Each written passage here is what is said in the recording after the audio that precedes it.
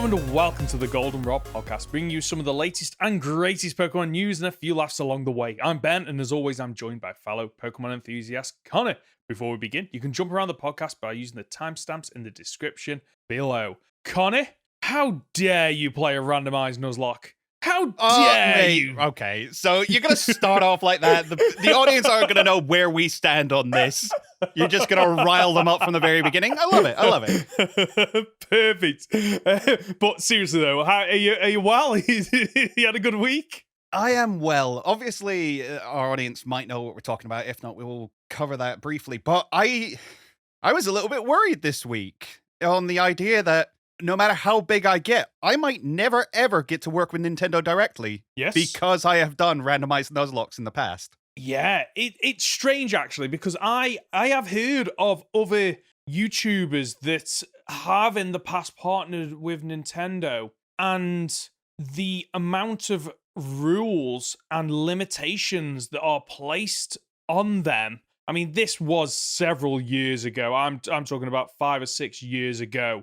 And YouTube as a platform has changed a lot since then. So I don't know if that is still the case, but I know that at one point they were really difficult to work with. Yeah. And to be honest, content creators for a long time had difficulties with Nintendo taking down their videos and stuff like that. So before we go any further into that though, Ben, what is our topic for today? So we are discussing probably the controversy and everything that surrounds it, over the past week about the miscommunication / misunderstanding of the Pokemon company's take on Nuzlockes. I think that pretty much roundabout way. Up. So last week, as of time of recording, there was a podcast that went out. A podcast called Kit and Krista, who are 2 ex-Nintendo employees who used to do a podcast for Nintendo. Right. And have since separated from the company, gone out on their own, and now do their own podcast. Now, it's hilarious to see that video on YouTube. Now, obviously, we know that YouTube is not the only way people view podcasts or listen to podcasts. But for context, that video on YouTube has 13,000-ish views. Okay. A couple of days later, Patters, great content creator worth checking out, put out a tweet referencing a moment in that podcast where the 2 hosts spoke about the time when they brought the idea of doing a Nuzlocke to Nintendo, and they got told no, they thought they were going to get fired for it, and were told basically that Nuzlockes to them were considered on the same level as ROM hacking. So that was the tweet put out by Patters. He has sort of clipped a little bit of the video, said the Pokemon company thinks Nuzlocke runs are on the same level as ROM hacks, according to former Nintendo employees. That video is currently sat at 2.2 million views. Whoa, what a blow up. Wow. So wow. Suddenly, this is how far it has gone. Yes. Because I'd never heard of Kit and Krista before. Nope. Maybe that's me. If you are diehard fans, fair play to you. But, I mean, when this tweet went out, Nuzlocke was a trending term on Twitter. When does that ever happen? Brilliant. Okay. And of course, the Pokemon community kind of decided, whoa, look, a thing we can be angry about. Let's all rage and get really, really wound up. Now, I'll finish the timeline of things that kind of went on before we go into discussion about it. The next thing to happen was Cerebi Joe, the runner of Cerebi.net, a very good resource for Pokemon information, released a sort of, I've had contact with the Pokemon company. They've basically said, look, it was miscommunication. That's not their stance. They don't have an issue with Nuzlockes. And people went after him. Not everybody, but it got to the point where like people were sending him death threats for saying that these 2 people on the podcast were lying and he's a shill for Pokemon and he's a scumbag and all this kind of stuff. Like, that man does more work for Pokemon than anyone else. Like, even arguably more than the Pokemon company. Anyway, so there was that. And then the following day, Eurogamer released an official statement from the Pokemon company basically saying the exact same thing. Look, this was miscommunications. We have no issue with Nuzlockes. Crack on. And that's where we stand today. Okay. That Now, there's lots of thoughts. Yes. Lots of things have gone into this. There's lots of things I can like pick up on and take this subject towards. But I just want to say first and foremost, if you are someone who goes online and sends people death threats, you're a scumbag. Yeah, you are. You are literally the worst kind of person. I don't get it. I don't. For me, it's like, you know, when you see two dogs across the street on the lead and they are barking at one another. That's that's the image I have in my mind when these people are sending death threats, because they're on the lead and they're like, yeah, you can't get to me. I'm safe over here and I can say whatever I want. Put them in the same room. I can guarantee you they would back down. They would cower. And the fact that there is, whether or not you believe the Pokemon company is right on their stance in terms of Nuzlockes and randomizers before the clarification came out, that does not deserve a death threat for somebody who is literally just trying to step in and go, well, hold on a second, I'm trying to just clarify this situation based on the contacts that I have, because let's be honest with you, he runs Cerebi.net, one of the best Pokemon resources available. Of course he's going contacts. to have... Of course he's going to have some kind of contact. And I know there is an issue. You shouldn't believe everything that you read on the internet. I completely agree with that. But when somebody who has put their heart and soul into Pokemon, not because at the start I'd imagine he got paid for it, but because he just loved Pokemon and the community, to see him just get slandered and threatened by that same community that he's worked for, it's absolutely disgusting. Like, there are pictures of Joe updating Cerebi.net at his stag do. Oh, wow. That's how much this guy, like, puts into his work and tries to make the best possible resource for the community. And to see the community go after him the way they did, it sickened me. It really did. Yeah. Especially, as you say, it was effectively shooting the messenger. Yeah. It's just why. I like to think the people that we know listen to this podcast aren't those type of people. I hope you're not. Please don't be those people. Just don't. Right. So with that out of the way, yes. I mean, I will say it feels like the Pokemon community has been waiting for something to get angry about. Mm-hmm. We've said on a couple of podcasts previously, like, oh, maybe they're holding back all the information because there's something that the community will get riled up about and they don't want to announce it yet. Yeah. I mean, we all know what happened when they released Sword and Shield, the whole tree thing, and everybody Dexit was a whole thing. Yeah, just went after them. The vitriol within this community it's disgusting sometimes, and it makes me ashamed to be a part of it. But that aside, let's discuss our thoughts on, are Nuzlockes bad? Are ROM hacks bad? Is randomizing bad? Okay. Let's start with the one that is the least controversial and the easiest to discuss, Nuzlockes, right? That's the easiest one to discuss.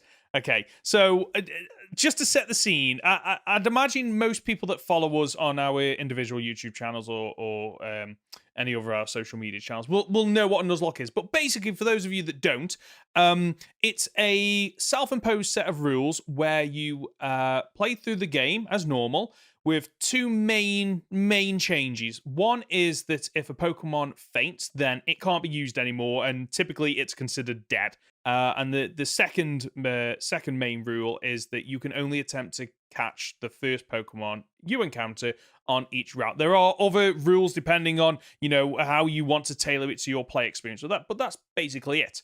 Nuzlockes in general require no changes to the game, no changes to the data, no hacking, no randomizer. You could literally go pick up a copy of Sword and Shield and go, I'm going to do a Nuzlocke run, because you're just using the base game for They're self-imposed rules. Yes. So, and, the Pokemon it's technically dead, but it's not actually dead. You could still use that Pokemon if you wanted. I mean, it would be against the spirit of a Nuzlocke, but you're just using the base game as it comes. As far as I'm concerned, nobody should have an issue with that, because you can choose to play that game however you want. A Nuzlocke, for me, doing Nuzlockes, I enjoy them. And I'm not talking about the randomized versions. I have done normal Nuzlocke. When Pokemon Sword came out, I did a Nuzlocke, thoroughly enjoyed it.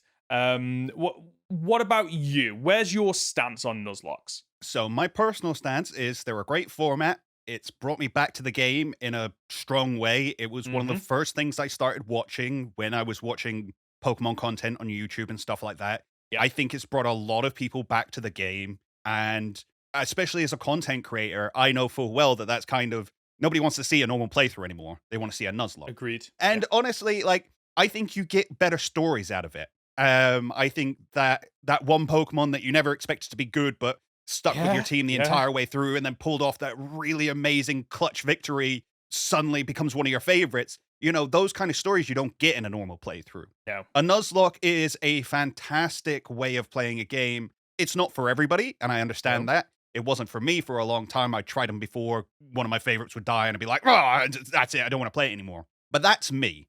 I can, however, I'm not siding with anyone here, but to kind of play devil's advocate to the idea of why they were maybe told, no, we don't want a Nuzlocke to be played, was because, again, they were working for Nintendo. They were suggesting to upload a Nuzlocke to an official Nintendo channel. Now, it has been said, and I don't have the interview available because I'm a terrible person and a terrible guest on this podcast, but it was said a long, long time ago, you know, I can't even remember who the interview was with now, but it was one of the heads of Game Freak at the time. So it turned around and said, we specifically put fainting in the game. We specifically made it so that Pokemon faint because we don't think death is something we should be including in our children's game. The West is a little bit too desensitized to that kind of thing, and that's why they prefer those kind of games. But we as a company do not want our Pokemon to die or be considered dead. So it would make sense that they'd turn around and go, oh, you want to play a Nuzlocke where Pokemon die? No. Flat out, no. We don't want to be associated with that kind of thing. And they're well within their right to do that. They're well within their right to be, that doesn't match our marketing, that doesn't match our values, we don't want to do it. And so if you could turn around and say, oh, well, you could, it doesn't have to be dead. You could just be like, oh, if it faints, I can't use it anymore. But that's not how people see it. No. Nuzlockes are notorious and well known for being, if a Pokemon faints, it dies. Those two things are inseparable. So again, from a pure marketing standpoint, I can see why they'd be like, I don't want to be associated with this. Yeah. Okay. So the question then comes in, is it as bad as ROM hacking? No, obviously not. No. Because like we've explained, Nuzlockes just use the base game. There is no changing what they put out there. Randomizing ROMs, on the other hand, there's two things that we need to look at here. Because there is the randomization of ROMs and just ROMs in general, and randomizing games that you own. So, for example, with the 3DS games, you can buy the games and then randomize them. Technically, you've not done anything to... Technically, you still bought the game, which is ultimately, I think, part of the reason why the Pokemon Company takes such a hard stance, because typically you don't buy the games, you download them from sites. Description down below. No, I'm joking. They do, unfortunately. So I can understand the Pokemon Company's stance on kind of just grouping randomizers and ROMs together, because for 99% of people, they're the same. You download a ROM and then you randomize it. So I can understand why they've not even bothered going down that route of trying to go, okay, well, a Nuzlocke's fine. A randomizer's fine as long as you own the game cartridge. But if you download it, then that's not... I can understand why they would not go down this route and try to communicate that. And I think that's... Just to go back to the original question, I think that's why everything's gotten a little bit muddied in the response, because they didn't really think it probably warranted a response, because most people would be able to go, oh, what they're basically saying is, as long as it's not a ROM that I've downloaded, then that's fine. But in terms of... Go on. I was going to say, so from a legal standpoint... Yes. There is nothing wrong with... There is nothing wrong, there is nothing illegal about emulation. No. You can, as you say, buy a game, dump the files onto your PC, create a ROM, play it. Yep. You can play it on your computer. Yep. You can load it onto a cartridge and play it on your DS. You can put it onto whatever, Steam Deck or whatever else you've got. That is perfectly legal. Nintendo don't want you to think it is. No company would want you to think it is, because that opens up a huge can of worms, because from a purchaser point of view, if they have to go through all that legwork to make this game randomized and they can throw it onto their computer and they can play it, then you're one step closer to just going, I'll just download it instead. I won't go out and buy it. I'll download it. I think that is the issue.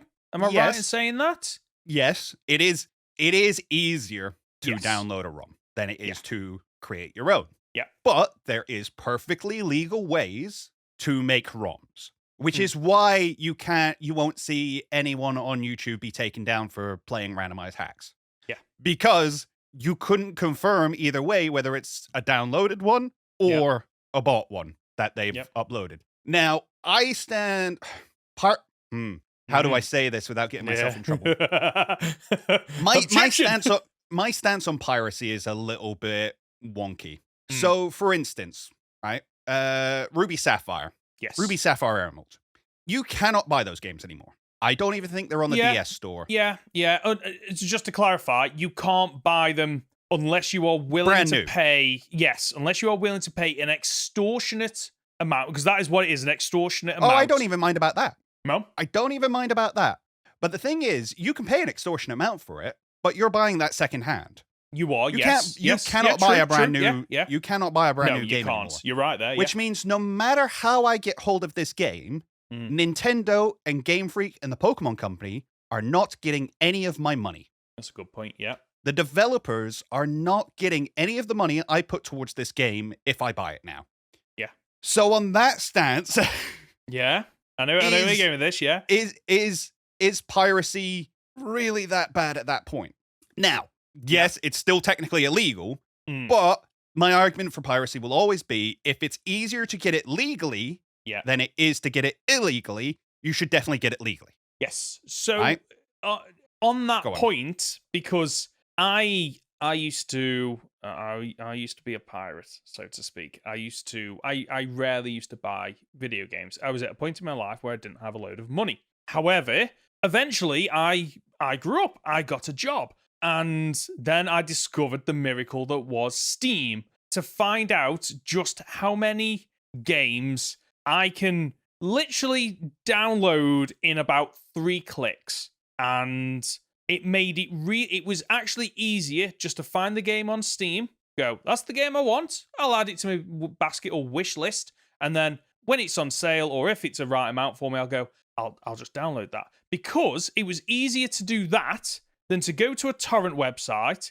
download something, potentially get it wrong, then you have to go through the whole hoo-ha of, okay, you've downloaded it. Okay, well, before you can install it, now you need to turn off your Wi-Fi, and then you need to install it. Oh, but then you need to go and download a keygen, and then you need to figure out how to get that working with the game. It was an absolute minefield. So in the end, I went, you know what? Sorry, I'm just going to buy the game. And it's the same with the Netflix model. It was the same with the Netflix model. Yeah, and it's one of the things I will bring up. Yeah, you talk us through that then. Yeah? So, for instance, right back when Netflix first came out, and I'm not talking about when they were doing DVDs. I'm talking about when they were doing streaming and stuff like that. Yes, they had everything. So piracy became a null point. You didn't need to do it anymore. No, because you had access to basically most things you'd want. For $6.99 a month. For $6.99 a month. Happy days. Yes. However, everybody started going, hang on, they're making a butt ton of money over there with my properties. I want some of that money. Yes. And now we've got 50 different streaming services.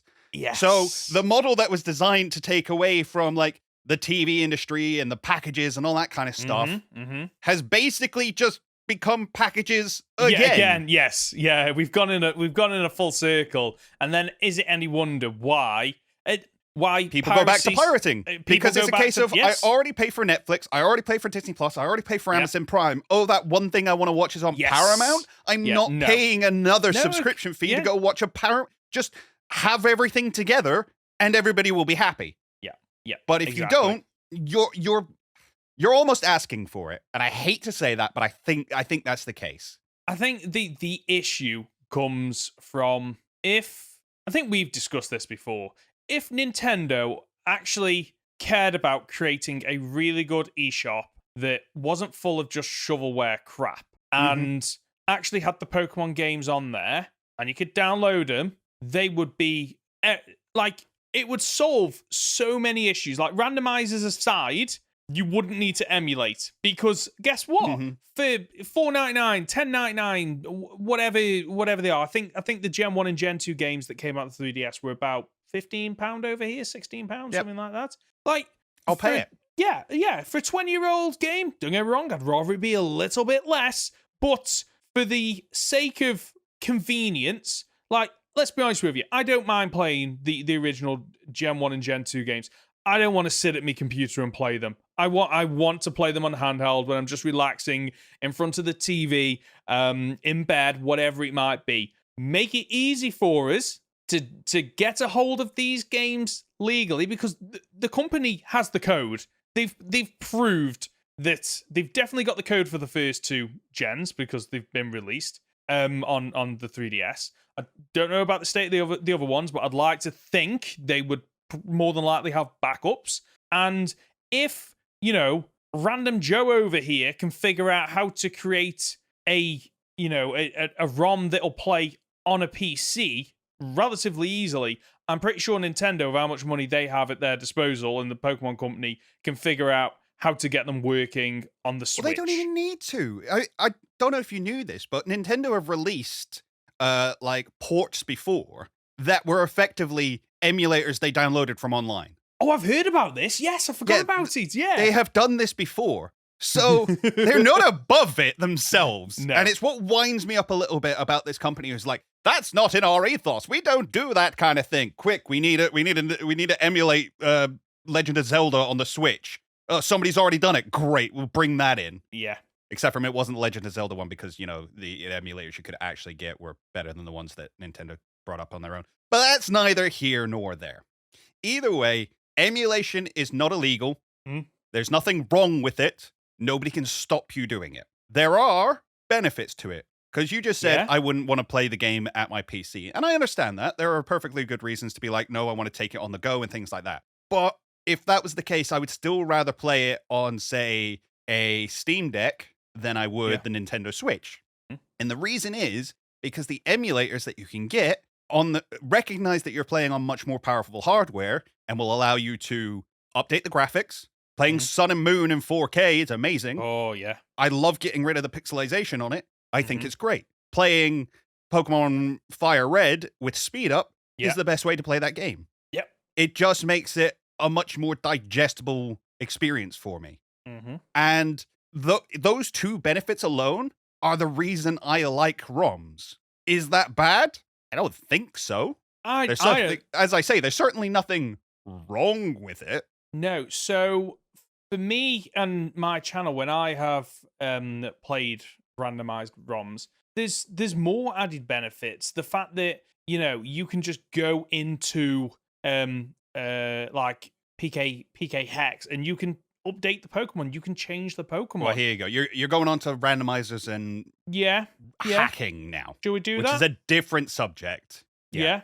Let's move on to it then, because I'm not above hacking and updating mons. When I've done my challenge videos, sometimes I will just hack in. I'll go, right, let's look at this Pokemon. Let's just see what its EVs are and what I need to update and things like that. And ultimately, what I'm doing in those ROMs for my content in no way impacts other people. Yeah, because you're not playing online. You're not taking these to tournaments or anything else. You're not. Now, you could technically transfer these Pokemon across onto legitimate save files, but let's not forget, there's already ways to hack Pokemon into the games. Like, there are easier ways. Yeah, to pretend that this is the solution everybody's been looking for is just fooling yourself. Yeah. So I'm not above doing that, to be quite honest with you. Don't get me wrong. I think there's a clear distinction between doing it for your own enjoyment and doing it to get ahead of the competition. I think there's a clear split where one of them is okay because it's not hurting other people or not impacting on them. And then there's the other side where, okay, I don't agree with people hacking in a team, transferring it over. Hey presto, I've now got my perfect team for Sword and Shield, and I don't need to hatch eggs. I don't need to, farm all the mints and things like that. That I don't agree with, but I understand people's reasoning because time's limited. Like, you only have so much free time outside of work or education. And do you really want to spend a full month trying to catch the perfect team and grind them up and get the TMs, get the TRs, and get the perfect natures and whatnot? And I think that's one of the reasons why the Pokemon Company and Game Freak, with their games, more and more are making it easier and more accessible to build a team for tournaments. Because I think they just kind of want to, okay, right, we've got this issue with people that are, like just building their perfect teams, porting them over, and then they've done it in a way where our system can't pick up that it's been genned in. And okay, so what's the way around that? Well, let's just see if we can make it easier for people, and maybe then people will go, okay, well, I know that if I do it on Sword and Shield this way, yes, it'll take a little bit longer. But it's less time than it would take if I was trying to do it on the 3DS consoles, for example. Oh, there's a good set of videos out at the moment about I know the how one you're talking about. The Gen 5, creating a Yes. competitive team in Gen 5 is like a full-time job. Yes, it was ridiculous that what because I've only ever seen that, I think, one video that he's done, and I think he's a Twitch streamer or something like that, and he basically took one of the tournament winning teams and said, I'm going to build this and I'm going to time how long it takes. And he was going for days. It was a week. It was a week all in all. Like 8 to 10 hours a day for a week. Like, is it any wonder why people decide, okay, right, I'm going to just gen in this team and I'm going to run with it. I'm not saying it's right. But back in the day, it was kind of accepted.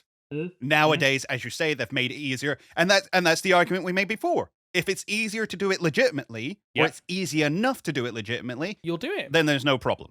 Yep. Now, randomizers.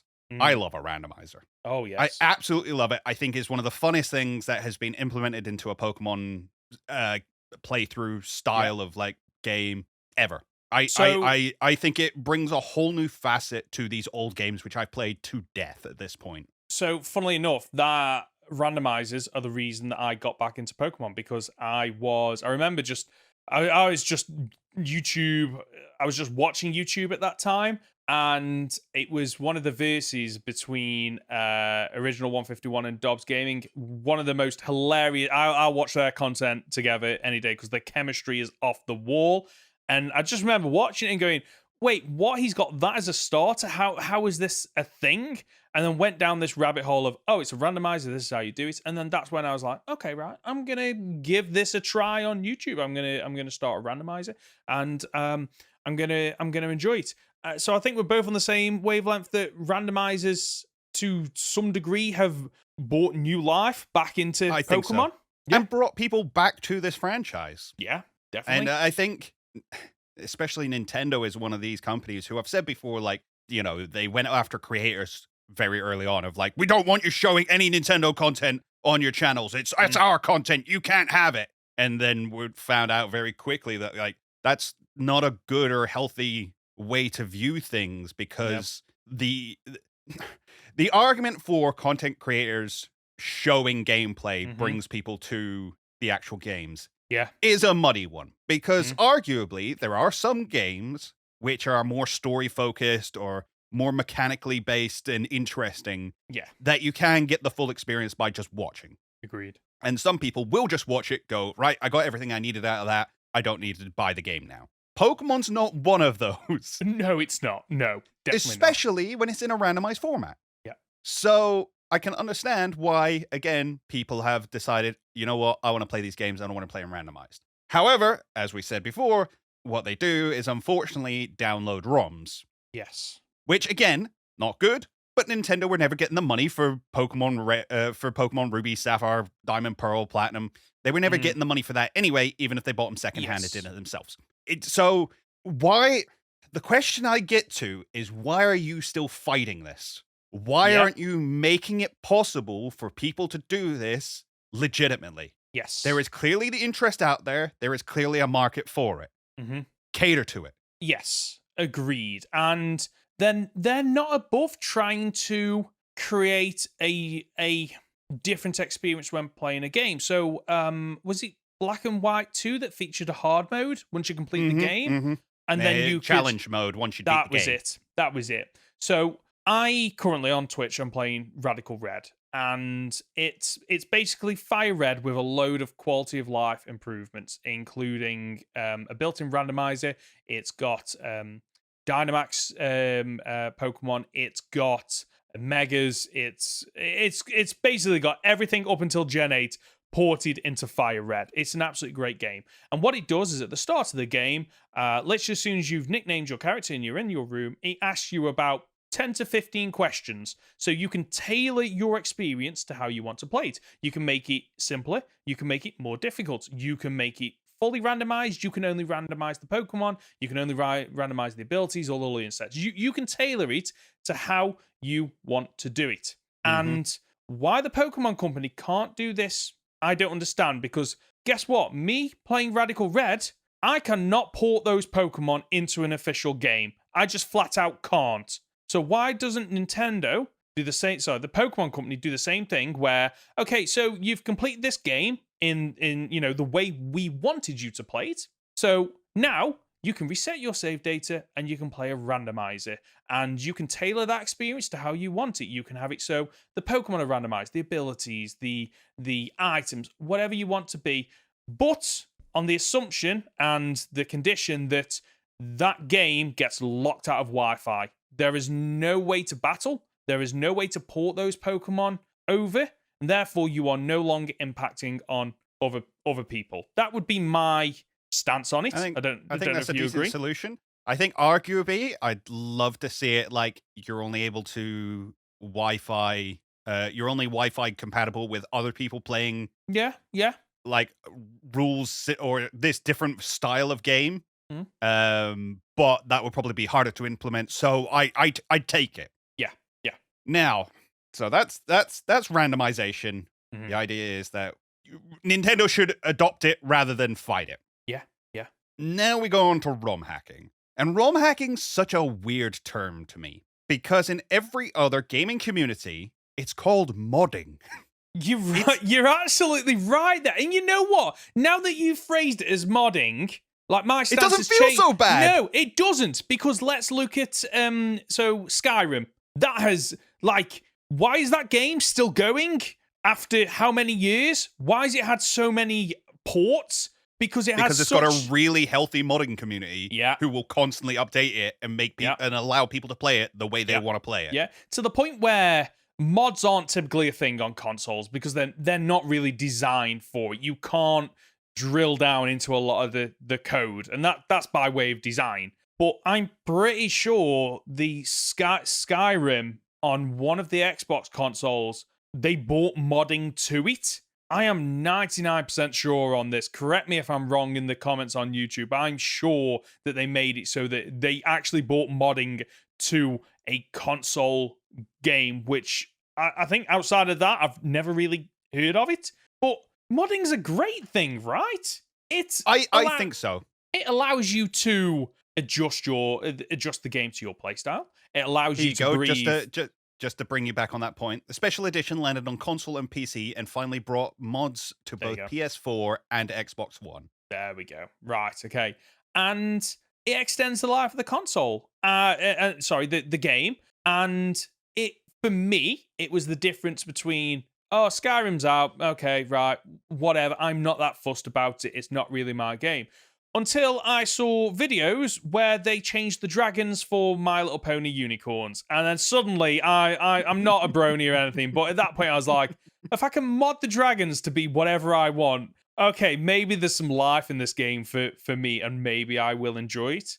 And go on. Modding, I don't see a bad point with modding, so long as I've said, it affects the single player experience and doesn't impact on people trying to play the multiplayer experience how the company envisioned it to be played.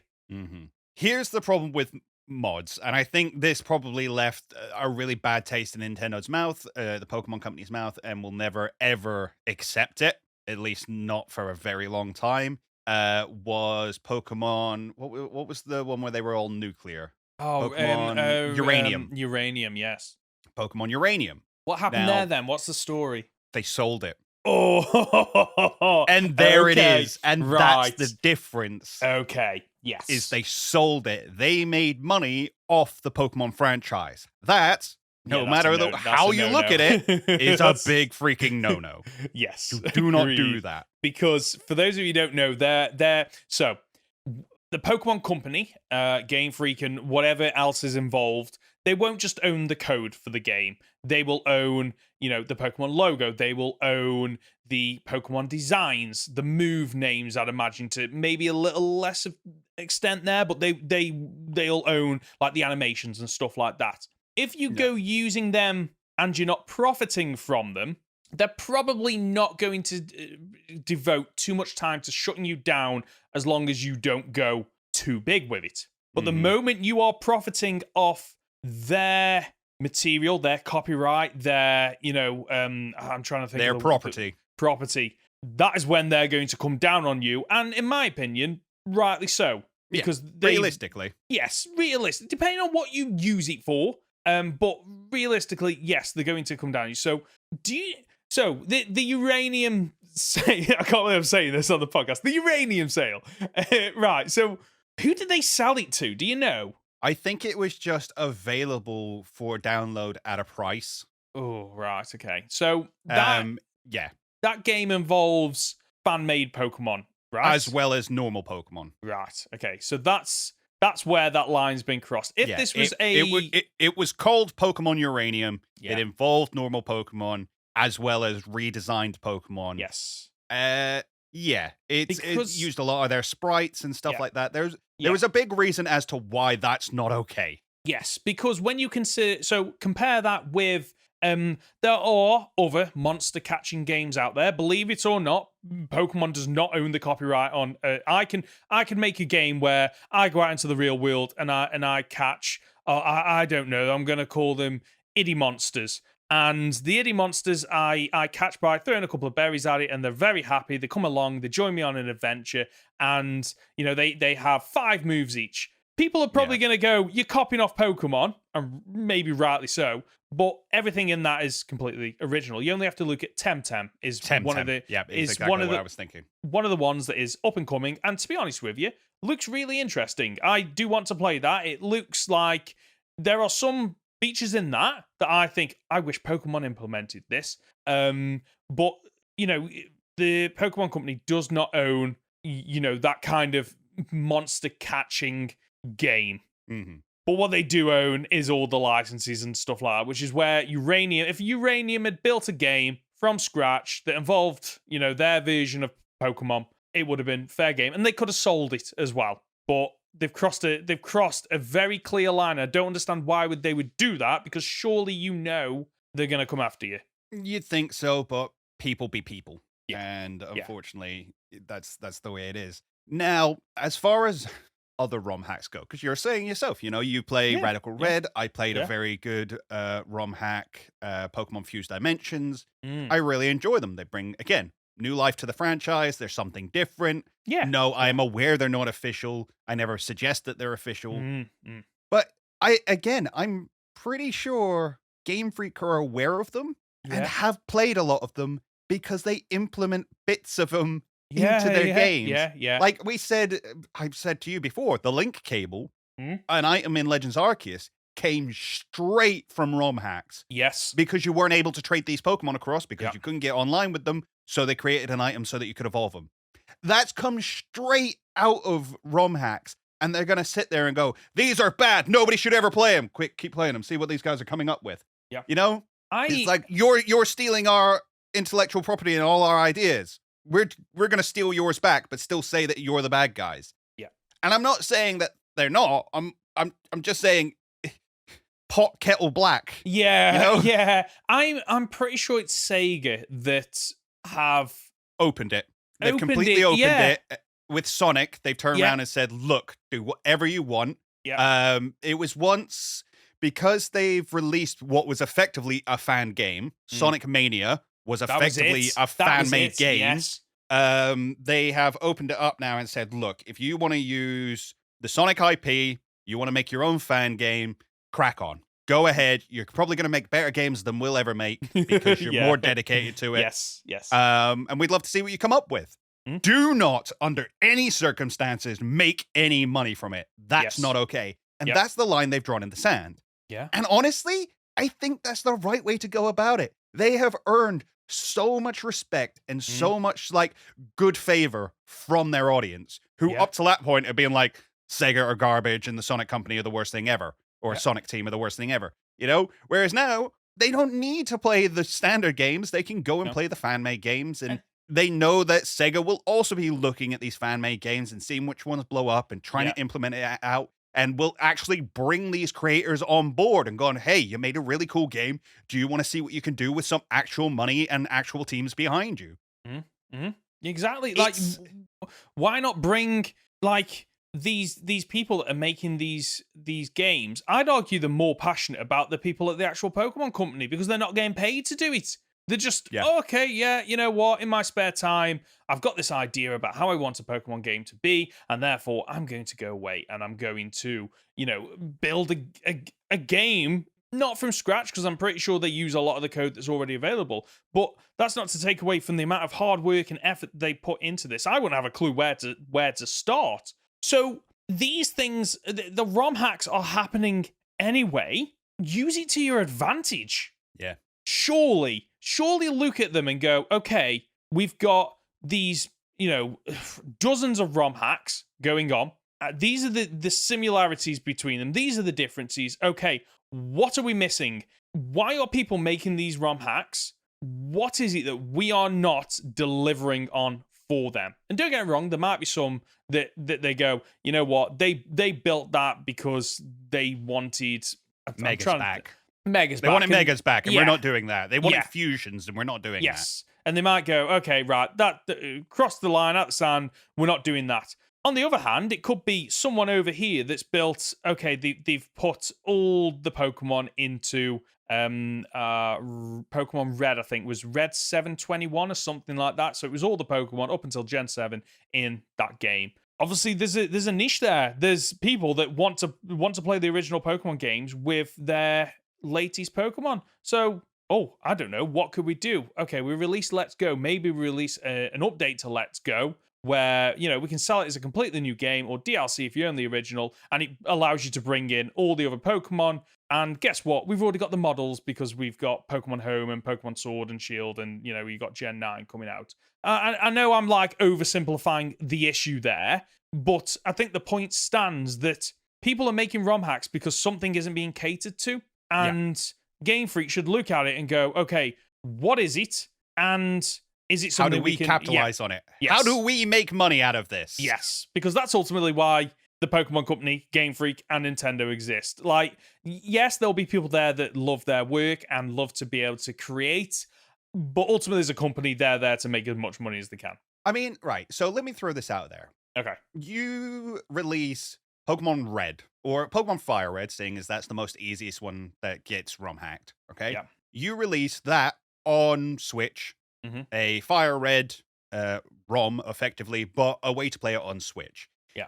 You release it for, as you say, about 15 quid. You also release alongside that a Pokemon dev kit, which allows you either to mod the game or to play mods of the game. And you sell that for however much you want. How many downloads do you think you've suddenly got? How long are people going to suddenly keep playing these games? What's the longevity going to be all of a sudden? Because I'm not going to lie, downloading the ROMs is a nightmare because A, you have to find a site, and B, then you have to download it, which takes up space on your computer. Then you have to randomize it, and Gen 1s to 5, quite easy to randomize. 6 and 7 for a while were an absolute pain in the bum to randomize. So guess what? If I can just get it where I've already got it downloaded on the Switch, I can plug it in, I'll live stream, and guess what? I'm no longer live streaming a ROM. I'm live streaming the game that I've got on my Switch with the dev kit. Yeah.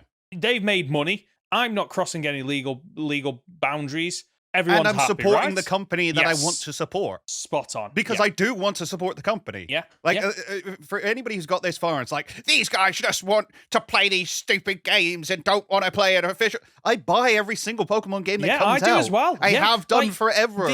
Every single ROM game that I have played, I have owned at some point with and I will say this, with the exception of Black and White 2, because they go for a ridiculous amount of money, and I'm like Connor's already said, if I buy those games, that money doesn't go back into the Pokemon company.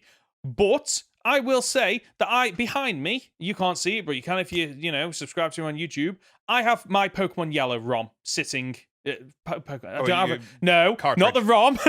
Said that wrong. I have the original cartridge back when I was a little boy, sat behind me. As far as I'm concerned, I will download a Pokemon Yellow ROM. I own that. I own that. What is the difference between me playing it on my PC or playing it on an old Game Boy that I need batteries to run and I can't do anything with it for the most part other than play the base game? Well, here's the other argument, right? Yep. So you go out and buy a quote-unquote new copy of Pokemon Yellow. Yep. That game has, if it's official, it's already had its battery replaced. Yep. So it's no longer the same game that was bought because it's been upgraded in some way, or it's a new cartridge with a ROM put onto it. Yeah. Like, you have no way of knowing as a consumer. No, you don't. Yes, you can sit there and go, well, the sticker isn't actually, it's not an official copy. But realistically, you have no What's the idea if that difference? game's been stripped and put on there or whatever else. Yeah. So it's so difficult to buy new games or buy old games new, if that makes sense. Yeah. No, it is, and it's. So over here in the UK, we've got Game and we've got CX, and both of them allow you to buy secondhand games, used copies of games. Like I said, none of that money flows back into the original company, which is why for a while games were doing that annoying thing where you'd buy it on day one, there'd be a little leaflet inside that would give you a code that allows you to access loads of things. But if you bought it secondhand, you couldn't access some of the content, like shady practices like that. It's one of those annoying things where gaming companies will do anything and everything to stop people from. They'll do what they do. They make decisions that encourage people, the consumers, to go out of their way to find different ways to access or play it, rather than just going, okay, let's make it as simple as convenient as we can for people, knowing that there will always be people that will pirate. That's just how it is. But we can reduce that level of piracy by, just being a good company, by being a company that thinks of the consumer first and makes decisions based on what we know the majority of, law-abiding people will do. Yeah. Consumer consciousness. I think that is the key term here. I think that is really what I think that's what companies should strive for, is to put the consumer first. And especially a company like Nintendo that claims to be family friendly. Yes. It does very counter-consumer practices or anti-consumer practices, I think is the phrase. Definitely. And I think unfortunately it's part of the issue with console gaming. I think Steam has made large strides in terms of, okay, how do we reduce piracy, and we make it as simple as possible for people to buy games and to then mod them. And those communities exist. And it's strange because the Pokemon company seems to be obsessed with just stopping this from happening, whereas how many companies have their games on Steam and you don't see all the mods being shut down there. They're almost celebrated and encouraged. It's not like you go into a shady area of the internet. If you literally go into Steam, there are like tabs on all the games that are, forums, and then under the forums you'll find all the mods that people can install into the game. And it's like, if Steam is willing to do this and the companies that invest into Steam in terms of using it as a platform to get games out there. Surely it's about time that consoles also embrace that and made it so that not only can you get the games on there, but you can start to tweak and adapt them to what what your play style is, and therefore you're more likely to play it for a longer period of time. You're more likely then to go, you know what, really enjoy this game, I'm going to get the DLC or the sequel. Or you're more likely to go to your friend, I played this game, I recommend you play it too. Yeah. Now, I will once again play devil's advocate and say there are reasons why they don't do that. And the argument is that, you could break your system. You could break your game. If somebody, you could download a mod that doesn't work and the game's broken. Yeah. And that's it. You've ruined your game. So they've got to protect the customer from themselves. Yeah. It's the same kind of argument Apple uses for like why you're not allowed to sideload stuff. Mm-hmm. Or you're not allowed to, by that I mean you're not allowed to install any apps that aren't on the App Store. That kind of thing. Yeah. Yes, we've heard this argument over and over and over again that you must protect the consumer from themselves. I think it's a dumb statement. And I think as long as you put, again, you put a dev kit up available to download and you sell it, and you just put a thing on there that comes up at the beginning going, hey, if anything goes wrong here, we ain't liable. Have fun. Yeah. That's it. You're done. You're in the clear. Yeah, you're in the clear. Yeah, exactly. And you just make it so that, the dev kit and, you point where people can upload whatever code they want in order to adapt the playing experience. Just put a rating system on it or a comment system. And then guess what? The moment that it's, one of these mods doesn't work, people will know about it. Let me tell you, people don't typically talk about, the great mods that they play. But if a mod breaks, you can guarantee people will be putting in the comments about it and complaining. If not complaining, then trying to figure out what went wrong, which will put what else people off it. We're going to troubleshoot it. We're going to go, oh, what else have you got installed at the same time? Oh, right, this particular mod doesn't work with that upscaling package you've got to make it 4K. It doesn't work with that. Or this mod works but drops you down to like 15 frames a second, so probably not worth it at the moment. We're working on it. Those kind of things already exist and should come out. And I'm gonna throw one last thing in here because we're nearly at an hour. I'd love to see Mario Maker for Pokemon. Oh yes. Oh my, yeah. So I've never played Mario Maker, but I know you just build the levels, don't you? You build whatever levels you want. Like, could you imagine a game where you can build the game? You live in London and you go, I'm gonna build the entirety of London. I'm gonna build some gyms in there. There's gonna be an Elite Four at the where Houses of Parliament is, or whatever you want, and you build it and you upload it because you want it in Gen 3, Gen 4, Gen 5 style. Yep. Do you want you lay down patches of grass, you decide what Pokemon go in those grasses, you build the gyms, you decide what teams everybody's gonna have and things like that. Would it be in depth? Yes. Would people do it? Oh my god, yes. Yeah. So even if you don't want people modding your games, release something like that, charge full price for it. I pay 60 quid to have unlimited Pokemon different games. It'd be amazing. And even in that, you've then suddenly got we can lock down exactly how much they can tweak it. Yeah, exactly. And the best part is, I don't think it'd take that much work for them, because it's all, if we go down that route and we're saying, it's the first 5 generations, it's all sprite based. Like, it's relatively, there's a reason why, I think it's really, I really started to notice the amount of pixel games on, the PS4 about 10 years ago. And there's a reason why why so many game companies go down, especially indie game companies, go down that route, is because they are, I'd imagine, cheaper to produce and quicker to produce. So surely all those sprites that you've already got from, the first couple of games wouldn't take much work to adapt and tweak. You could probably even bring in Pokemon from the later gens as sprites into the game. I mean, I know other people have done it for ROMs and ROM hacks, so why not? Give people the experience that they want. Yeah. So that's my final thoughts on it. This whole argument is a little bit stupid on both sides. If you really got angry about this, sort your life out. But at the same time, Game Freak and Nintendo really do need to wake up a little bit to the community and what they want. Yes, they definitely do. They definitely do. Right, that was a journey, wasn't it? Speaking of journeys, are you ready for that time again where we review 3 Pokemon Journey episodes? Some of the best 3 episodes in the series this time. So this we'll break them down by episode, but this felt like a mini movie to me. Yes, very much so. These 3 episodes just all plus the one before it. Plus the one before it, yes. All very neatly just kind of flow into one another. Oh, yeah, it's like an hour and 20 minutes. It's basically a movie. It really is. So let's start with episode 43. So Sword and Shield, The Darkest Day.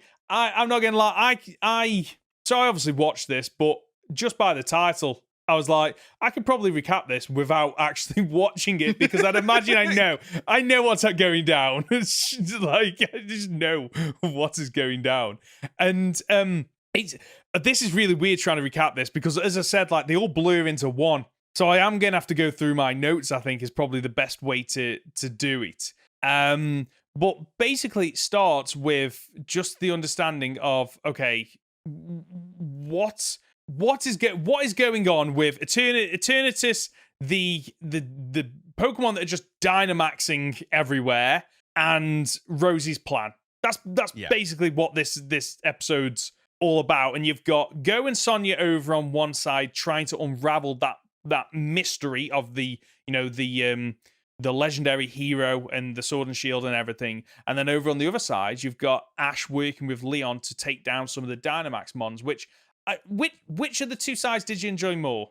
Obviously, I say obviously, I preferred Ash's side because it's more active. Yeah. Because realistically, Sonya and Go are just going through the bits that we have seen in the game. They do the big, what's it called? The grass markings. The geoglyph, they call it. Thank you very much. Yes. They do the big geoglyph. And I will say, Go does some big leaps in logic there. So, yeah, like, a spiral. Well, when I saw Lugia, it came out of a spiral in the clouds. I was like, wait, what? So maybe all legendary Pokemon come out of spiraling clouds, which means it should have been a legendary Pokemon that arrived that day. And also, I happened to see a big Pokemon that I have no idea what it is. Yes. I happened to see one coming into Galar, so it's probably that Pokemon. I'm like, you're right, but you shouldn't be. Yes. It's only now listening to you talk about it. And part of me was like, oh, okay, Go's quite clever. But like, I think that's me coming from the perspective of, okay, I already know this plot from the game, but you are right. When you just said all that, yeah, Go does, he makes logic based on things that the viewer already knows from the series. And if you hadn't played the games, you're probably going, okay, I get point A, point B, point C, but I don't get the connecting threads that connect A to B and B to C. And like the Eternatus, like the in a previous episode where we saw Eternatus when they're flying through the clouds, like that confused me a little bit because I thought Rose already had this mon captured. So has it just been out and about and it's only recently Rose has caught it? So this is a very confusing thing because they talk about how like Rose has restored Eternatus. And it's like, but it was flying about. Restored it how? Galar particles are all around. Did it absorb a bunch of Galar particles? No, it's constantly producing Galar particles, which is why Rose wants it, because it constantly produces Galar particles in an unlimited basis, and then we can use those for energy. Therefore, it's unlimited energy. So how did you restore it? In what way? Like it would kind of make sense if it was in the same kind of state as Zacian and Zamazenta, who are kind of like ghosts. They're phantoms, which a legendary Pokemon were originally called Phantom Pokemon. Just gonna throw it out there. They were phantoms. They weren't real. They were neither here nor there. They weren't really a part of this world anymore. But through one way or another, you can bring them back to be tangible and things like that again. If that was the case, that's kind of cool. Yeah, it's I just wish we'd had it explored more. Yes. I think that is my criticism of I love these episodes, but they are not without criticism, and I think it does rely on you kind of knowing a bit about the games, and it kind of adds points, but then doesn't elaborate on them. Like that, for example, there's just a whole mystery there about Eternatus, and I was hoping for more, because in the game, like, this fleshes out a little bit more than the game, but not to the point where I wanted it to flesh it out. So in the game, you literally, the first you really know about Eternatus is when you go downstairs and Rose is like, oh no, I've made a terrible mistake. Eternatus is free and he's upstairs right now. And you're like, wait, what? And then, oh, Eternatus is the darkest day. Whereas in this, I want more. I want to know, how he found Eternatus. Like, what, how he caught it the first time. Because he goes on, in the later episode, he goes on about he wants Leon to catch it and tame it. He's been training Leon his whole life so that he could capture Eternatus. Okay, that's but you already caught it. Yes, that's what I don't understand. I was just thinking, sitting there, going, okay, I get that you would need a really good trainer to get Eternatus. It's a legendary Pokemon. That makes sense. I'm on board with this. But for a time, you have had it harnessed away. So why not just do the same thing that you've done? And if that's not the case, if you can't do that again, then explain why. Unless I miss something, it's not explained how it escapes in this episode, right? To be honest, these 3 episodes all blend in together, so forgive me if I talk about them as one full-length episode. Yeah, understandable. It kind of just produces too much energy for them to contain. That's it. They've got it set up in this sphere that is absorbing the Galar particles out of it that it's producing. Yeah. It produces too much. They are seeping out, and that's what's causing all the Dynamaxing across Galar. And then basically it builds up enough to launch Dynamax Cannon and breaks out of this sphere that they're in. Right, okay. So they weren't able to siphon off enough of the Galar particles that it was producing before it could break out. Okay, that makes sense. Eternatus it's tied in with Rose, okay. Rose in this feels very different than the Rose we get in the games. Yeah, but Rose is... it upsets me, Rose. Because I feel like he could be a good character.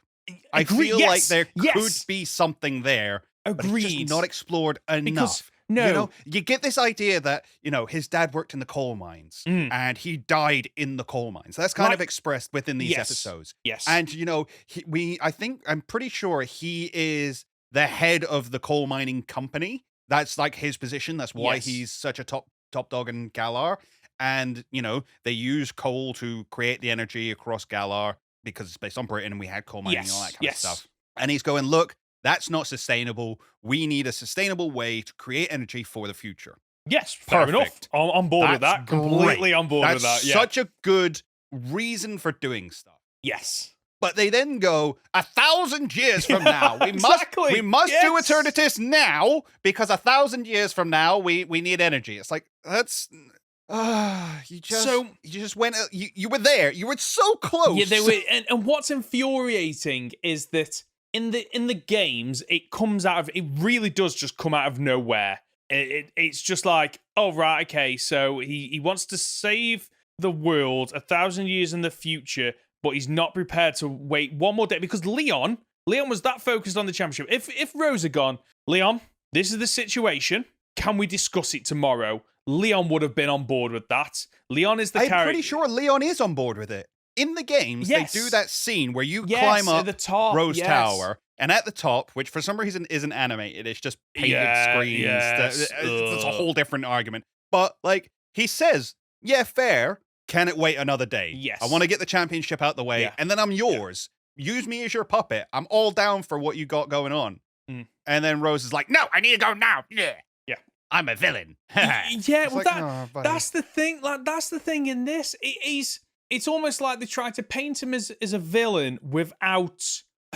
They just almost revert back to, okay, what are the typical villain cliches that we can kind of add on to Rose, rather than actually, making him a good character of, well, he's not a villain. His heart's in the right place, but he doesn't think things through, or he's trying to rush the issue. I would have preferred it a lot more if, Rose caught Eternatus, or he found it, or whatever you want to be, and, he realized, oh, this is what I can eventually achieve through this.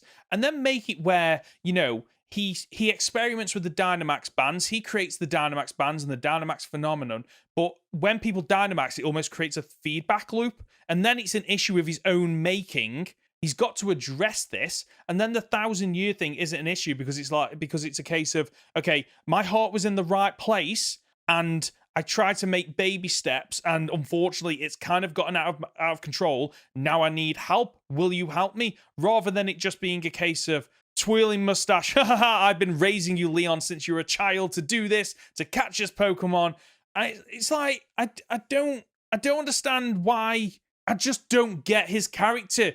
It's like they've taken elements of typical villains and elements of a misunderstood, person with the heart in the right place, merge them together, but because of that, they don't mesh very well. Yeah, what they've attempted to do is try to make, like, the person who's willing to do a bad thing for good intentions, but becomes, like, tunnel visioned on it, is single-minded, that's my goal, I will do anything to get it, but ended up with just a one-note character. Yeah, agreed. Like, again, Rose could have been good. Yeah. I don't think they pull it off. I don't think they pull it off, unfortunately, which is a shame, because at the start of this series, if you told me what I was most looking forward to, it was the final showdown at the end that I knew we were going to get between Zacian, Zamazenta, and Eternatus. Leon's involvement in all that, I was really hoping for Hop as well, and just seeing how those two intermingled, and then Rose. I was really looking forward to Rose in this. I honestly, out of all of the villains from the games, for me in terms of where I think he should sit in terms of rankings, he should be behind Giovanni. He should be number 2, and maybe that's because I am from Great Britain, where this series is based on, and like you said, that I come from a mining town. They had all the right elements there, and it didn't work out. It just doesn't work out, unfortunately. It is infuriating to just see where they go with this. Actually, no, it's infuriating to see where they don't go with this character. Yeah, rather than where they do. That's a good way to put it. That's kind of me done with the first episode. So, yeah, as I say, we'll just cover the 3 of them as one episode. So the next part is from here to Eternatus, and basically it starts with Go trying to still figure everything out in terms of Zacian. I've been saying it wrong. It's not Zacian, it's Zacian apparently, and Zamazenta, and everything starts to come to a head. And we finally get Eternatus escaping. And I'm jumping a bit here. What did you think of the quality of the Eternatus animation? So I've always had an issue with 3D animation in 2D anime. So it stands out too much to me. Yes. Not as much as those doors from last week. But we've come a long way since then. Agreed. But okay, you say we've come a long way. I was watching this thinking, it almost feels like this is still 10 years ago, this animation. Okay.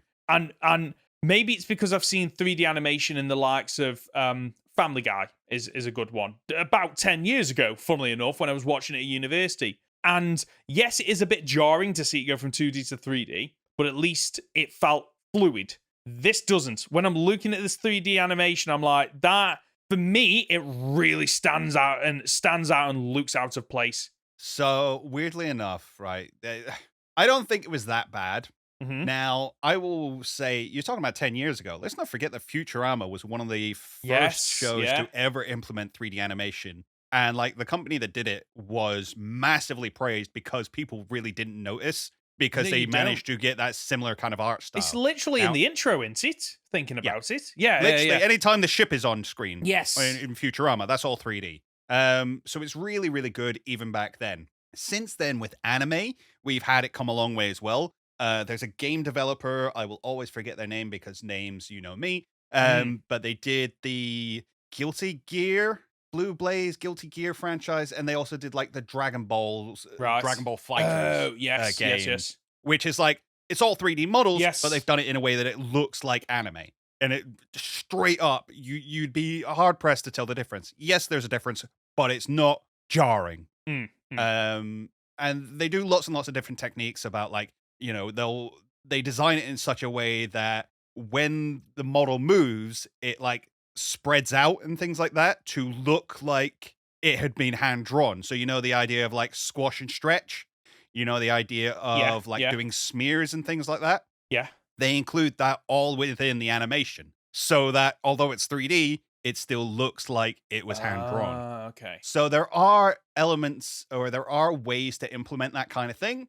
They didn't do any of that, and I think that's why it does stand out. Right. Okay. It didn't take me out of the episode. No. Okay. I was okay with it. Right. I noticed it. I was like, all right, let's just carry on. Yeah. Move on. Yeah.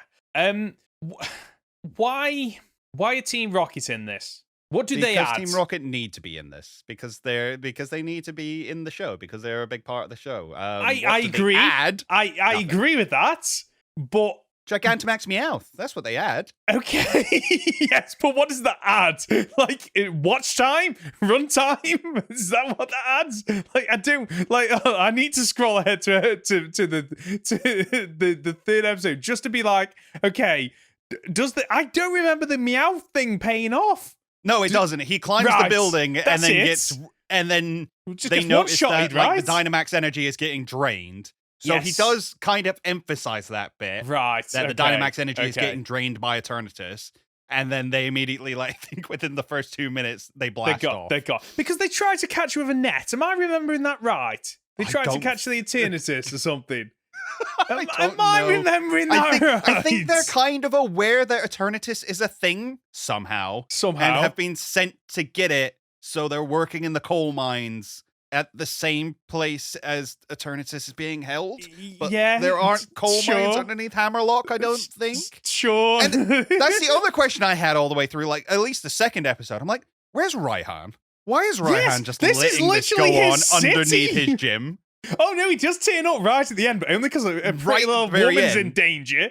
Right? Oh, yeah, he's a creeper, isn't he? Yeah, he is. He is an absolute He's like, oh, I creep. would ask you out on a date, but now's not the right time. It's like, no, it's not. You weirdo. What's he going to do? Tip his fedora and wander off? I was just like, what? I was like, this is just... Don't get me wrong, I was glad when he showed up. I was like, okay, right. We're getting it where... the people that you would expect to be there are there, because this is taking place in one of the biggest cities in Galar, right? And it felt very empty, unfortunately. And it's not the first. There's been a few episodes. I think there's one where they're on Stowon side. I think it is the one where B is based, and there's no people in the town in any of the animations. There is nobody. It looks so barren, and it's one of the things that they do really well in some episodes. They take a town from a game that has like 5 people and really flesh it out, and it looks amazing. It makes you realize the scope and size of these towns and cities that they can't do in the game, unfortunately. But then there are times when it feels like it needs it, that they don't include it for whatever reason. So I think the bit in Stowon's side, I think, is supposed to be directly recognizable from the game, which is why they didn't maybe change it up at all. Okay. How did you feel about how the statue got unveiled? Oh, it was Raboot falling back into it, wasn't it? Dynamax Raboot, because apparently Go can Dynamax now. Apparently, he finds a wishing star, and within about 2 minutes, what's her name? Sonia has managed to turn it into a Dynamax band. The moment they rocked up and the goon turns up and it's a Pokemon, before they even like Dynamaxed, I was like, I know exactly how this is getting destroyed. I'm disappointed. I preferred how it was done in the game. But mainly because we get bead, I think, is why I prefer that. Yep. I'm watching it going, sure, I know they need to reveal that statue. I guess this is a way to do it. I can't think of a better alternative, but at the same time, this was probably the worst way they could have done it, because it's just, oh, look at this coincidence that's just happened, and the world's been saved by coincidence. I hate when that happens in storytelling. Unfortunately, like it can happen every now and again. Luck is a thing. People and things can get lucky, but like this was just okay, right? It's That's the fact that a giant rabbit falls against a wall, and exactly. just the bit that's been plastered over falls through. He doesn't go straight through it and crush the statue, which is what would have really happened there. Yeah. That just like I do like the fact that the wall looks as bad in this as it does in the game in terms of just the painting over it. It whatever, fine, I guess. But moving ahead a little bit, because everything culminates in Hammerlock as it should. One thing I am gutted we didn't get, that I get why they didn't include in the game, but this is the perfect media to do it, is Leon versus Eternatus. If you want to show how powerful Eternatus is, have the champion go up against him. And we do get a little bit of that with Charizard, but I was hoping for a full battle, like a lot more than what we got, unfortunately. Now, arguably, they do show how powerful Eternatus is because Leon isn't even capable of battling it. True. He tries to battle it, and Eternatus uses one Dynamax cannon and blows up the entire building. Like, that's the one thing I will say these episodes did really well, was make Eternatus feel powerful. Oh, it definitely feels more powerful than the games. Mm-hmm.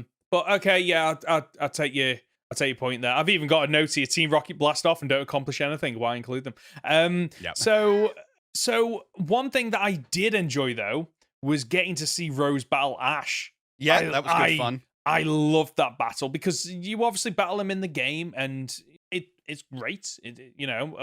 He's a bit one-sided with Steel-type Pokemon in the game. It doesn't This does a better job of accomplishing that. Actually, back in his day, Leon was a competent. Sorry, not Leon. Rose was a competent trainer, and I loved the fact that we got to see, Copperage. I love Copperage's design. Absolutely love it. And Ferrothorn's one of them that over time I have learned to enjoy a lot more. And getting to see them battle and see Rosie's, tactics, and Ash trying to, up against the wall again. I really enjoyed it. It was another one of them where, as I've said in previous episodes, I knew Ash was going to win this, but I wasn't 100% sure how he was going to win it. And ultimately, the reason why he wins it, I think, is because we get an evolution. Mid-battle, I need to add, I love mid-battle evolutions, a thing that needs to be in the games, in my opinion. And seeing Riolu evolve into a Lucario and just go to town on Rose. It was amazing. Yeah, it was good fun. I'd love that. I love that part. I like that. To me, is one of the standout moments in this entire series. Is just seeing that, and Riolu's holding back both of these mons, and you're thinking, how are we going to win this? What is going to happen? And then it's that the evolution noise they have in the game. Not in the game, sorry, the evolution noise that they have in the anime, and you hear it, and you're like, oh, here we go. This is it. This is what we've been waiting for. Is when is this Riolu going to evolve? And what took me by surprise is I didn't expect it in this series. I thought it'd be next series. So I was so happy. End of this series. I was so happy. It was absolutely fantastic. And what did you think about that battle? I think it was better than the one that Go had. Yeah, that was. I get that Ash is the better trainer, but I don't understand Go's tactics. Let's just keep using Ember, because that's our move. And I get what they were going for. They're like, we need to explain why Ember is going to become Pyro Ball. Yeah. But that makes sense. There is this whole thing of like, right, so Raboot evolves into Cinderace while fighting Milotic. Yes. They're using Ember over and over and over again. It doesn't work. So they find a different way to use Ember. Okay, that's, he's learning from Ash on that thing of like, oh, we got to think outside the box. Yeah. But he then evolves and he's like, oh, Pokedex, the striker Pokemon, Cinderace. It has been known to use Pyro Ball. And they're like, okay, use Pyro Ball. They're like, well, hang on. If every Cinderace can do it, the Ember is not your move, is it? No, exactly. It's you kind of shot yourself in the foot with that one bit of dialogue. Yeah, it was just a really strange. I understand that you. I was going to say then, as I understand that you need to bring in. Is it Eleni? Oleana. I get, like, I'm glad they included it, and I'm glad that they basically nailed her character from the games. I felt that she straight up got the hots for her boss, right? She has, with the side of crazy. Like, I was completely on board with that, but I don't get what at least with the Ash and Leon battle, like Ash and Rose battle, I was like, I understand why you're pairing these two off against one another. Yeah. Rose, who is specifically somebody who recognizes strong trainers, Yes, is going to recognize Ash as a strong trainer. Yeah. Makes sense. Whereas their battle, the third battle that is going on, I'm watching it going, why are we having this? Why are we pairing because up these Raboot two? needs to Yes. Because Raboot needs to evolve. Yeah, and I was like, right, okay, that's great. I love the fact that Raboot finally evolves, but just this pairing of these two battling one another to me doesn't 100% make sense outside of, like you said, Raboot evolving. It's just okay, right? Go wins, great. What was the lesson there? Oleana doesn't. She's so determined to not let this little brat past her. She must defend Rose at all costs, but I'll only use one Pokemon. One Pokemon. Yeah. That's infuriating, isn't it? Unfortunately, it's always going to be one of the issues with the anime, though. I think is that if you have the trainers that use 5 or 6 Pokemon in the games, if you have that in this, then it's going to extend the runtime. And I get the issue. I get that. But the fact that you've got Chairman Rose only using 2 and Oleana only using 1, it's like, could at least pad it out a little bit more. Maybe because we've seen Go competent enough to use 2 Pokemon at the same time before. Turn it into another double battle, maybe. I don't know. Or do something completely off the walls, and the Rose battle is a 3-on-3. Rose realizes, I've only got 3 Mons. This is me making my stand. If you want to get past me, you've got to go through my entire team, and I'm not going to play fair. I'm going to throw out all 3 at once. Yep.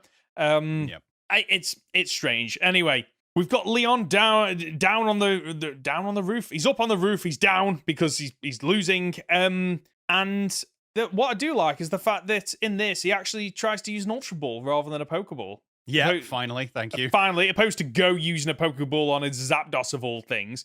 And just like the game, it breaks out. Okay. And straight away, I'm like, okay, I know where this is going. I am excited for this because all of Ash's and Go's attacks are ineffective. And I've spoken about this on the podcast before, that in the game, the music kicks in, the Pokemon lands, it turns into a 4v1 raid battle. One of the top highlights of my Pokemon experience ever. And I don't know what it is about this, but I was left disappointed. But I don't know if it's because I was expecting such a high and I got something that didn't quite hit those standards. And I think, for me personally, it might have just been the music, because that original track in the game is a banger. Yeah, that's fair. I did think, actually, when I was watching this, because I was getting, hyped. Oh, let's go. Let's odd music choice. Yes. I think that is what... It's the moment when Zacian and Zamazenta get summoned and they become big balls of light and shoot up into the air. Yeah, that's it. It's a little plinky plonky. It's a little bit too twinkly. Okay. A little bit too, wow, look at the mystical magical. It's like, no, this is the epic moment. Yes. And why are we being so frou-frou with this? Yeah, especially considering they've shown in previous episodes that they are willing to use the music from the game. Mm-hmm. So the one time where it's like, this is one of the best tracks in the game, why aren't we using it? I don't understand it. It's so annoying because these 3 episodes needed to climax hard. Yes. And they don't. It's not that they don't, it's just that it's not as good as it could have been. That's the thing. Much in the same way there's Rose. It's like, you're almost there. Yeah. The idea was great. The execution lacked a little bit. I don't want people thinking that I'm being down on this. These episodes were good, but they should have been great. Mm-hmm. I think that's the part that infuriates me, especially when this section of the game in Sword and Shield, I love. Like, I know that some people hate the part where you have to track down the key to get to the top so you can speak to Rose. I love that whole section where you've got Marnie and a big brother coming in to support you. It's the culmination of events. You're working with Hop to get there, and then you think, oh, you've saved it. It's okay. The situation's de-escalated, and then it all kicks off. Eternatus is released. The sword and shield start to glow. The Pokemon turn up with this epic fanfare of music, and it culminates in you being able to catch Eternatus ready for the final against Leon. And it's just the game, in my opinion, did it emotionally, did it better. Okay. So with that in mind, how did you feel about Ash and Go being the legendary heroes? Okay. I'm okay.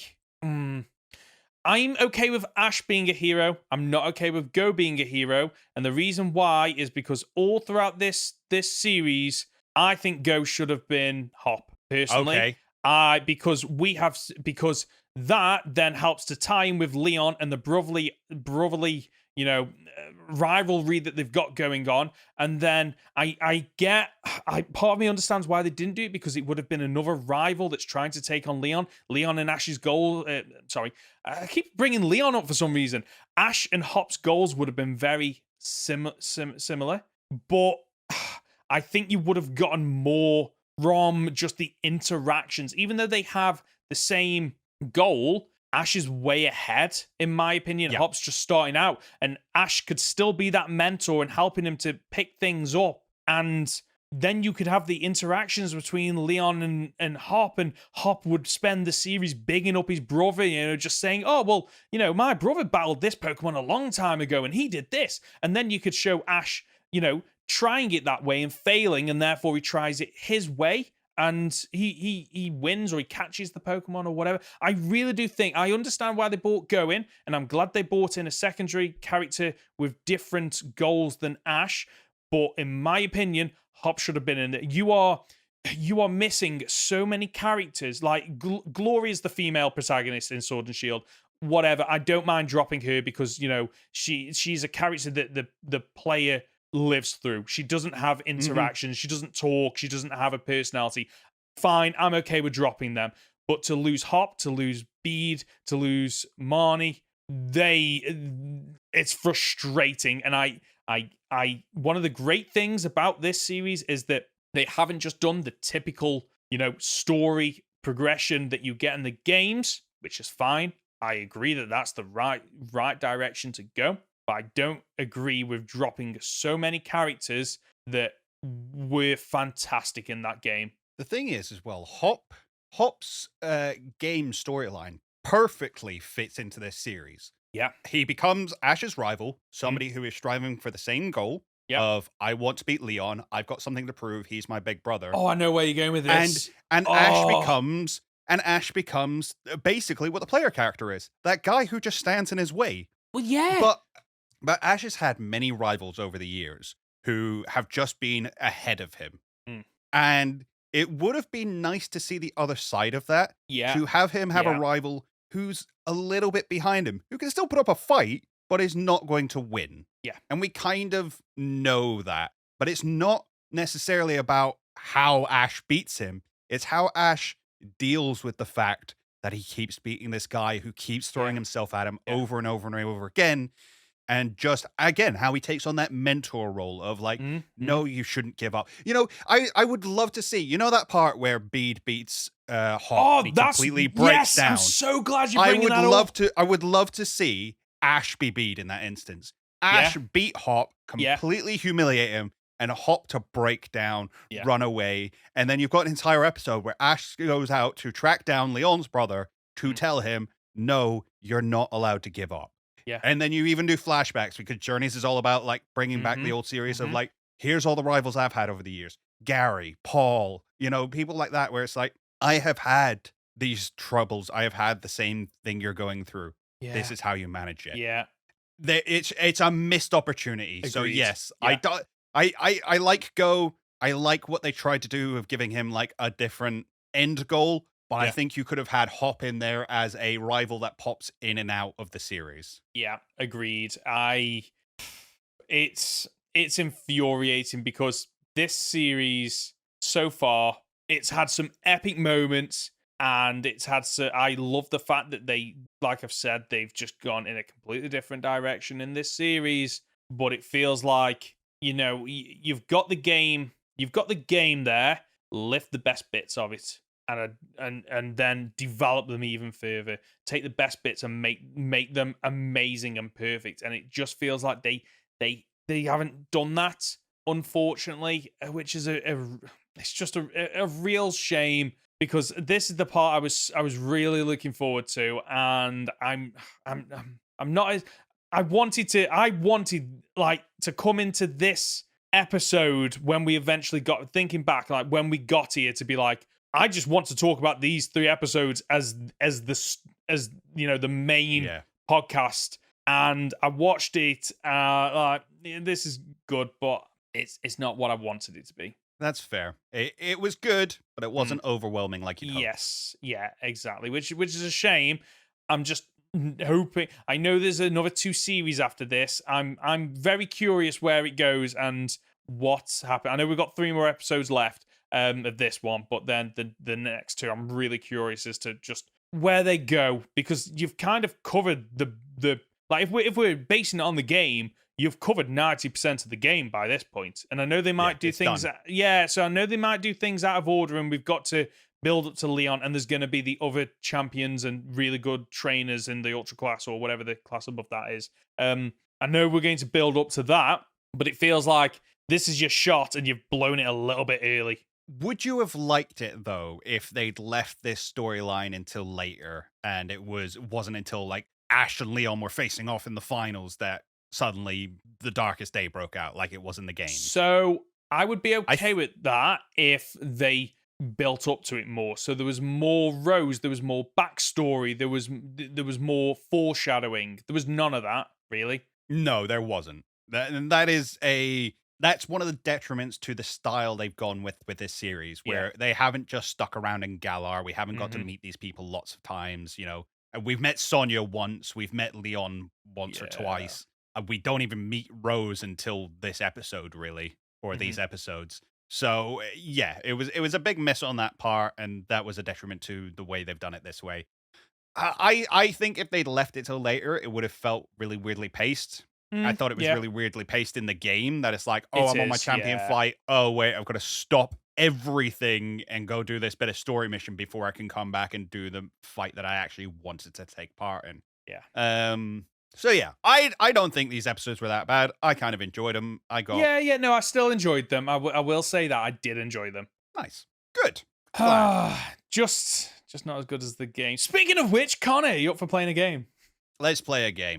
Perfect. For those of you new to the podcast, in front of me, I have 3 Pokemon with 3 Pokedex entries each. But Conor, can you spot the fake entry? So the first Pokemon is Ferrothorn. Pokedex entry. Verothorn. Because he says it's so weird. Yeah, he does, doesn't he? Did you notice? Yeah, he does. Ferrothorn. Yeah. I'm glad that wasn't just me. I completely forgot about it until you mentioned it. So I need to go Ferrothorn. Ferrothorn. Ferrothorn.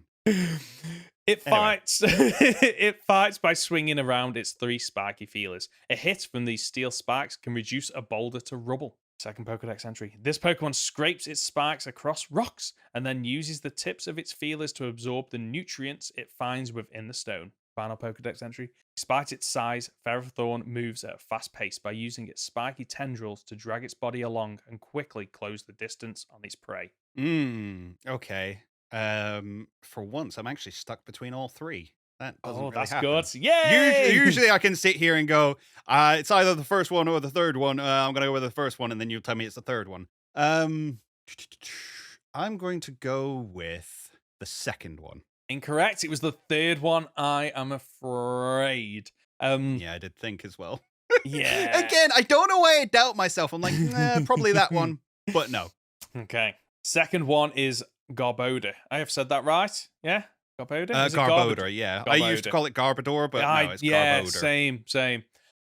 They absorb garbage and make it part of their bodies. They shoot a poisonous liquid from their right hand fingertips. The second Pokedex entry. This Pokemon's hands are not hands at all. They are a mixture of garbage and pollution. Garbodor's body feels no pain except for its eyes or mouth. The final Pokedex entry. It clenches opponents with its left arm and finishes them off with a foul-smelling poison gas belched from its mouth. The first one. I knew it was the second one, I'm afraid. Of course it was. Yeah. It is always the time. I'm like, I think it's that one. Yeah. So let's go with a different one that it also might be. Oh, it's not. It's the one I thought it was. So anyway. that was the hardest one to come up with because I was like, okay, I've got a Pokedex entry for the right hand, a Pokedex entry for the left hand. How can I make one that is about like the hands are a lie, basically? So I'm glad I managed to pull that one off. So the third and final one is Copperaja. I love that. I love saying that name. They come from another region long ago and work together with humans. Their green skin is resistant to water.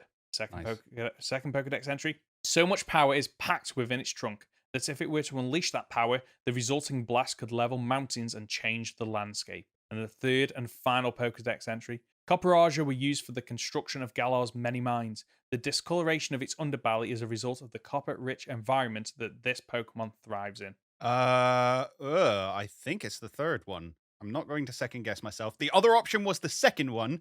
Okay. But I think it's the third one. You're right. What gave it away? Okay. I don't think it was used in the mines. I don't think that was a thing. If it was, it's not in the Pokedex entry, so yeah, you're right. Was there a Pokedex entry about Raichus being able to take them down? No, I don't recall seeing that. So for some reason, I've got it in my head. This is probably something I'd have written if it was me. Because you remember there's a Pokedex entry that says Raichu can take down like Indian elephants. Yes. I think that's been changed now to say they can take down Copperaja.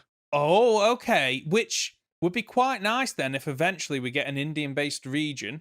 And I so hope we're gonna get one. Yes, I have a feeling it might be next gen. We're going to get it at some point, right? We're basically moving around different like if your country hasn't been in a Pokemon game yet, its time will come. It might not be for a while, but we'll get there, yeah? Surely. Absolutely. Fantastic. So 1 out of 3, which means I have to quiz you again next week. I'm gutted about the last one because the construction for the Galar's many mines, I added a very last moment because I didn't think there was enough text there, and now I'm gutted.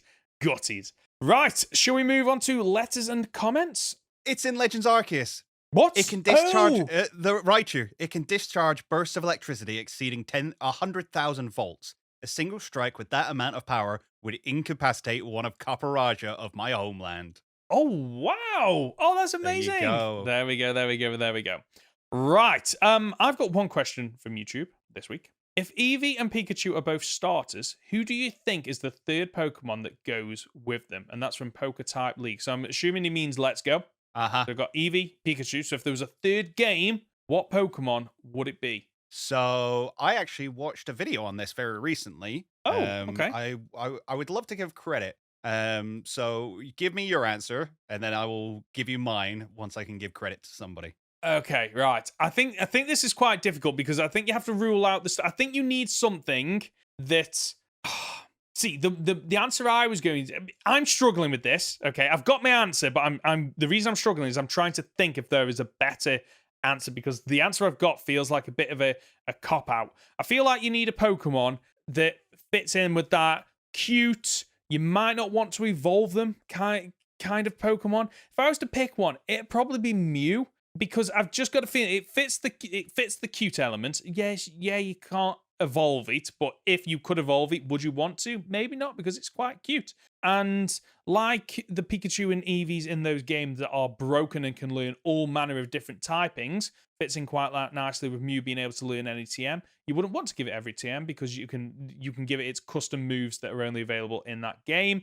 I mean, if I had a picture of all 151 Pokemon in that, I might change my answer, but Mew's the one that's coming to my head. What about you, Conor?